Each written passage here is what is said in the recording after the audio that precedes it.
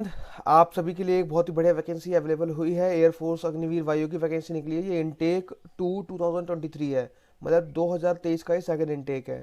तो आप सभी लोग इंडियन एयरफोर्स को एज अग्निपथ स्कीम के थ्रू ज्वाइन कर सकते हैं। बहुत ही प्यारी वैकेंसी आई है, सभी लोग इसमें फॉर्म डालें। हम इसमें सभी इसकी डिटेल्स बताएंगे, वीडियो में अंत तक बनी रहिएगा। ठीक है, जैसे कि सबसे पहले आपको बता दें कि जो एयरफोर्स है ये सब के सब डिफेंस के अंडर आता है। डिफेंस के अंदर दो चीज़ आती हैं। ठीक है, डिफेंस के अंदर दो चीज़ आती हैं, एक है मिलिट्री और है पैरामिलिट्री। ठीक है, मिलिट्री के अंदर आती है आर्मी, नेवी, एयरफोर्स। पैरामिलिट्री में आती है CISF, CRPF, CAPF, SSB, BSF, ITBP. ये भी पैरामिलिट्री में आती है। स्टेट पुलिस, ये भी पुलिस के अंदर आती है। और असम राइफल सबसे ओल्डेस्ट पैरामिलिट्री फोर्स है। तो हम यहाँ पर बात करेंगे इंडियन एयरफोर्स की। ये पैरामिलिट्री फोर्स की वैकेंसी निकली है इस टाइम पर। ठीक है, तो क्या क्या है। अच्छा, ये अग्निपथ मैंने बोला आपको, तो अग्निपथ स्कीम क्या है ये। अग्निपथ अग्निपथ स्कीम गवर्नमेंट के थ्रू लॉन्च की गई है।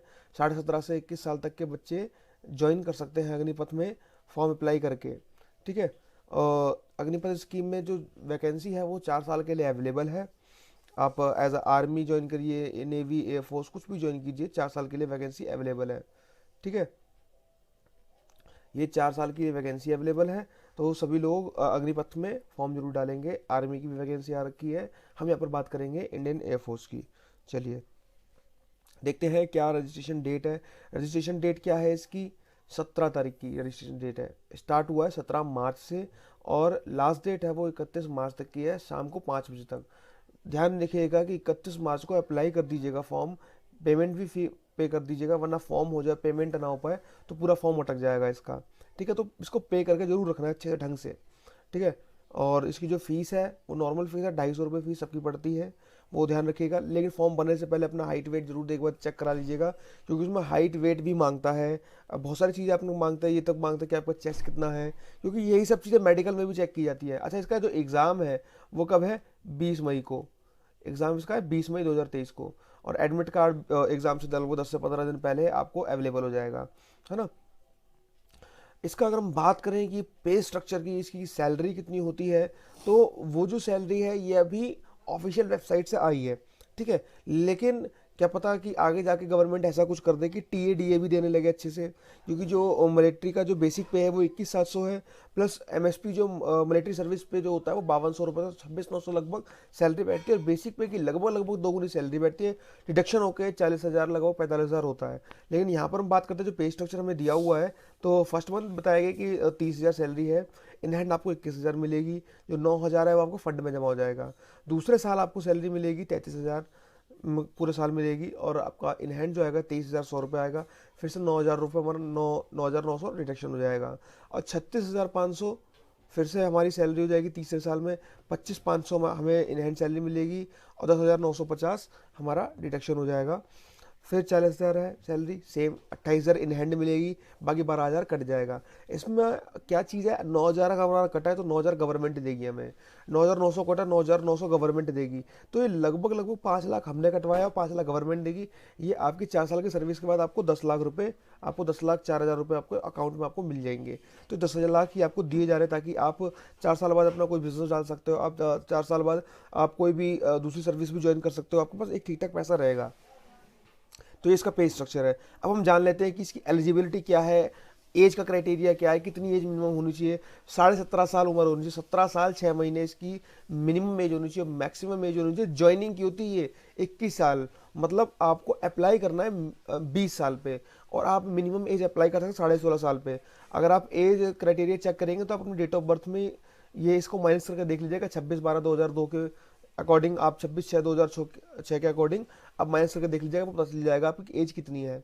ठीक है, हाइट है मिनिमम 152.5 सेंटीमीटर, ये तो नॉर्मल सबकी होती है। और चेस्ट आपका जितना भी है, वैसे मिनिमम 77 सेंटीमीटर मांगा जाता है आर्मी में, लेकिन आपका चेस्ट जितना भी है आपका 5 सेंटीमीटर फूलना चाहिए। ये 5 सेंटीमीटर क्यों आपका चेक करते हैं कि आपका एक्सपैंड हो सकता है चेस्ट, ताकि वो देखे कि आपके लंग्स में कोई प्रॉब्लम तो नहीं है, आप चेस्ट एक्सपैंड कर सकते हैं कि नहीं कर सकते हैं। तो इसलिए 5 सेंटीमीटर आपसे एक्सपैंड करने को बोला जाता है। आगे देखते हैं हम क्या है इसका एजुकेशनल क्राइटेरिया।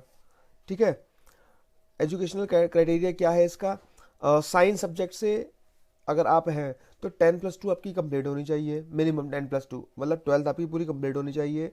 और मैथ, फिजिक्स एंड इंग्लिश इस सब्जेक्ट से आप होने चाहिए। और इंग्लिश में आपके अलग से सेपरेटली 50% मार्क्स होने चाहिए, ठीक है। या फिर आपने 3 ईयर का डिप्लोमा कर रखा हो इंजीनियरिंग में, लाइक पॉलिटेक्निक कर रखा हो आपने, ऑटोमोबाइल कंप्यूटर साइंस से कर रखा हो, आईटी से हो आप, उसमें भी मिनिमम 50% इंग्लिश में होनी चाहिए, मतलब 50% इंग्लिश में इज मैंडेटरी, ठीक है।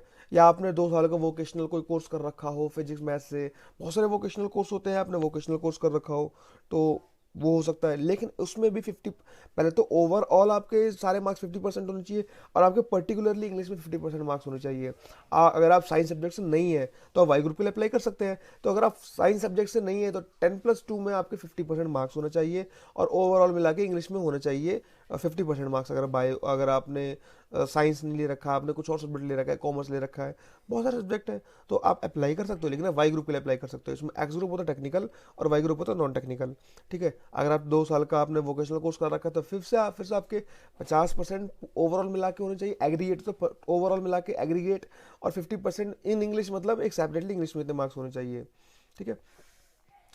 और इसमें क्या क्या चीज़ें हैं, बेनिफिट्स क्या क्या हैं इसके, बहुत सारे बेनिफिट्स हैं। जो अग्निवीर वैकेंसी है बहुत ही एक, कहते हैं ना, हीरा वैकेंसी है, बहुत ही बढ़िया वैकेंसी है।